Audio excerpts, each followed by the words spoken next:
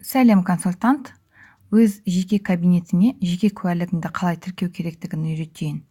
Google'да ашамыз, kz.oriflame.com сайтында өзіңіздің номер консультанты және пароліңізді жазып, войти деп басасыз, және өзіңіздің жеке кабинетіңізге кіресіз. Жеке кабинетіңізге кіргеннен кейін адамның бейнесін басып, менюді ашасыз. Осы менюдің ішінен заказы дегенді таңдайсыз. Сосын управление моими документами.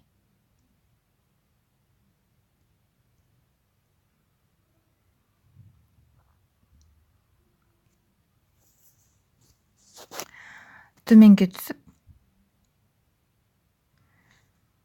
оң жаққа қарай тартып, копия удостоверения личности деген жерде выбрать дегенді басасыз. Және өзіңіздің телефоныңызға алдын ала суретке түсіріп алған удостоверение личности алдын таңдайсыз. Мен удостоверение личности таңдаған жоқпын, себебі суреті жоқ. Мен кез келген бір суретті алып сізге көрсетейін да. Мысалы, мына сурет. Алдын салғаннан кейін, енді удостоверение личности артқы суретін таңдайсыз. Выбрать дейсіз, қайтадан файлы және артқы суретін таңдайсыз. Мен енді сол суретті таңдай берейін. Осы екі суретті таңдағаннан кейін алдын артын қайтадан артқа қарай қайтасыз, сохранить деген тетікшені басасыз.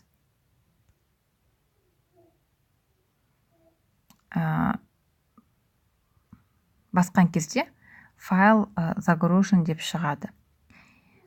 Сосын статус деген жерде запрос ожидает обработки деп тұрады. Яғни менің удостоверение личности тексеріліп жатыр. Комментарий деген жерде ертең кешкі уақытта кіретін болсақ, запрос обработан, спасибо деп тұру керек.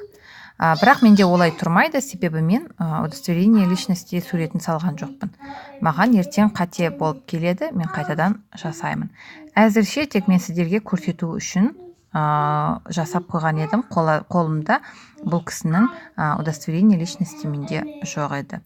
Сондықтан осылай жасауға тура келді. Бірақ өзіңіз жеке куәлігіңізді суретке түсіріп салатын болғасын, сізде ешқандай проблема болмайды. Тіркелген кездегі мәліметтер удостоверение личности сәйкес келетін болса, онда ешқандай қиындық болмайды, қиындық туындамайды. Сізде верификация оңай өтетін болады. Осыны жасап болғаннан кейін, әрі қарай адамның бейнесін басып, выход деп кабинеттен шығып кетуге болады.